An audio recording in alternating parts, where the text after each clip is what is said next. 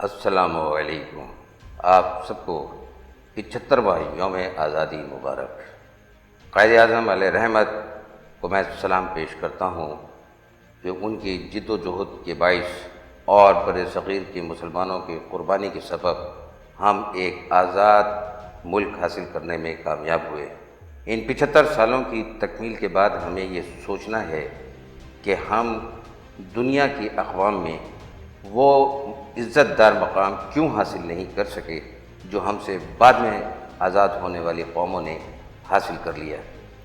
آج میں صرف اتنا ہی کہوں گا کہ ہم سب کو رک کر ان وجوہات پر غور کرنا ہے کہ کہیں اس میں ہماری تو کوئی غلطی نہیں، کہیں ہم تو نعروں ترانوں اور دعووں کے درمیان میں پھنس کر حقیقت سے دور نہیں ہو گئے۔